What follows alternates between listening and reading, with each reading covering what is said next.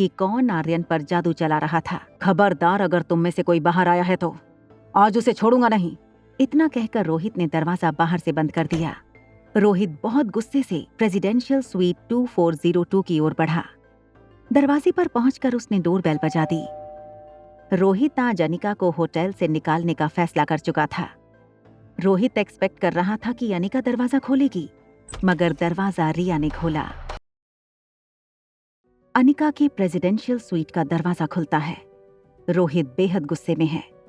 दरवाजा खुलते ही रिया ने रोहित को देख लिया। जब रोहित के सामने दरवाजा खुला तो रोहित को अपने आई लेवल के सामने कोई नहीं दिखा। रिया की हाइट कम थी, इसलिए जब तक रोहित अपनी नजर नीची करता, रिया दरवाजे के पीछे छुप गई थी। Hello miss Anika, are you there? Miss Anika, मुझे आपसे इंपॉर्टेंट बात करनी है। जब अंदर से कोई जवाब नहीं आया तो हिम्मत करके रोहित कमरे के अंदर दाखिल हुआ तो उसने देखा अनिका बेड पर गहरी नींद में सोई थी। बेडरूम की खिड़की से चांद की रोशनी बेड पर पड़ रही थी। चांदनी रोशनी में अनिका की खूबसूरती और भी निखर के आ रही थी। कुछ देर के लिए रोहित अनिका को बस यूं ही खड़ा देखता रहा। रोहित अपने कमरे की ओर लौटने लगा। रोहित अभी मेन डोर की तरफ पहुंचा था कि दरवाजे के पीछे से उसे आवाज सुनाई दी। रोहित ने अपनी जेब से फोन निकालकर टॉर्च ऑन कर ली। आर्यन, तुम यहाँ क्या कर रहे हो? मैंने तुमसे कहा था कि हमारे स्वीट से बाहर मत आना। तुम आजकल मेरी बात सुनते क्यों नहीं हो? रोहित रिया का हाथ पकड़कर अंदर बेडरूम में ले गया। बेडरूम में आते ही रिया ने अपनी आंखें बंद कर ली थीं। धीरे से उसने अपनी आंखें खोली। रिया ने बेडरूम में चारों तरफ देखा। उसे आर्यन कहीं नजर नहीं आया।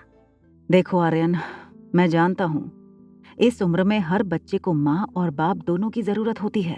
तुम्हारे पास मम्मा नहीं है, मगर मैं पूरी कोशिश करता हूँ कि तुम्हें अपनी मम्मा की कमी कभी महसूस ना हो। मगर आज मुझे इस बात का एहसास हो गया है कि मैं हार चुका हूँ। रोहित के मुंह से ये बात सुनकर रिया को बहुत बुरा लगा। रिया रोहित को इस तरह हारा हुआ नहीं देख सकती थी। अगर तुम्हें वो आंटी के साथ बातें करना इतना पसंद है तो मैं उनसे कहूंगा कि रोज कुछ देर यहाँ आकर तुम्हारे साथ वक्त बिताएं। उसकी कोई जरूरत नहीं डैड। अगर आप चाहते हैं कि मैं उनसे बातें ना करूं, मैं वही करूंगा जो आप चाहते हैं। रिया की ये बात सुनकर रोहित को अपने बेटे पर प्राउड फील हुआ। जैसे ही रोहित बेडरूम से बाहर गया, रिया रिलैक्स हो गई। आर्यन, आर्यन कहाँ हो तुम? कम आउट, रास्ता क्लियर है। रिया बेडरूम में आर्यन को यहाँ वहाँ ढूंढ रही थी। तभी बाथरूम का दरवाजा खुला। आर्यन और रिया ने एक दूसरे को देखा। डैड को कुछ पता तो नहीं चला? थैंक गॉड, अब तक तो कुछ पता नहीं चला, लेकिन आज तो मुझे लगा कि हमारी प्लानिंग फेल हो जाएगी। Where is mom? मॉम आज बहुत ही डिफिकल्ट ऑपरेशन करके आई थी, इसलिए वो सो गई हैं। क्या मैं आज रात मॉम के बगल में सो सकता हूँ प्लीज? हमें वेट करना होगा।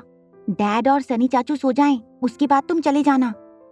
प्रेसिडेंशियल स्वीट 2402 की बेडरूम में गहरी नींद में सोई अनिका की आंखें अचानक खुल गईं। उसे महसूस हुआ कि उसके बगल में रिया नहीं थी। घबराकर अनिका रिया को आवाज लगाने लगी। रिया, रिया कहाँ हो तुम? वेयर आर यू रिया? जब उसने देखा कि रिया पूरे कमरे में कहीं मौजूद नहीं है तो अनिका ने मेन डोर खोला। आर्यन बिल्कुल डोर के सामने हाथ में की कार्ड लिए दरवाजा खोलने की कोशिश कर रहा था। बहुत शैतान हो गई हो तुम रिया। मेरी दी गई छूट का तुम बहुत गलत इस्तेमाल करती हो। इतनी रात को तुम कमरे से बाहर क्या कर रही थी?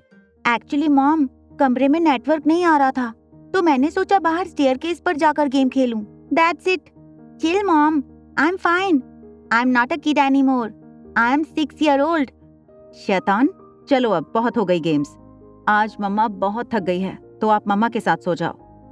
बेडरूम में पहुंचते ही अनिका ने आर्यन को अपनी बाहों में ले लिया और साइड लैंप्स बंद कर दिए।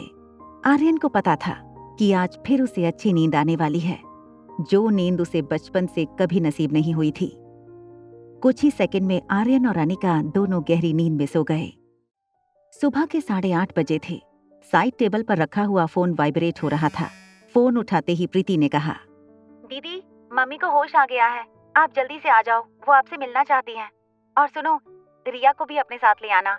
ये खबर सुनकर अनिका बहुत खुश हो गई। अनिका भी चाहती थी कि ज्योति बुआ एक बार रिया से मिलें, उससे प्यार करें। तभी उसकी मॉम की मीठी आवाज उसके कानों पर पड़ी। लिटिल प्रिंसेस, अब उठ जाओ, देखो सुबह हो गई है। आज हमें ज्योति बुआ को मिलने जाना है। Get up little princess. Good morning mamma, you are looking beautiful.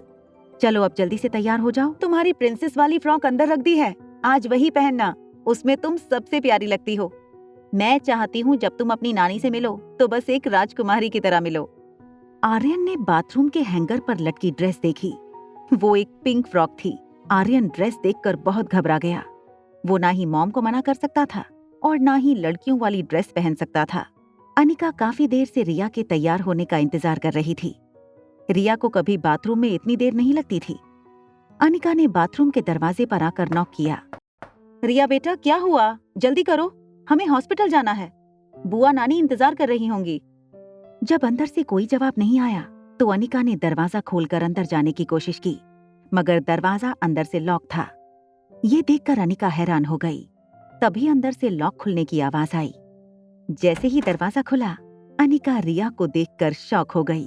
उसने कहा, look at my little princess, बिल्कुल परी जैसी लग रही हो। आगे की कहानी जानने के लिए देखें अगला एपिसोड सिर्फ पॉकेट एफएम के YouTube चैनल पर। और एक लड़की को देखा तो के सारे एपिसोड को सुनने के लिए डिस्क्रिप्शन में दी गई लिंक से डाउनलोड करें पॉकेट एफएम ऐप।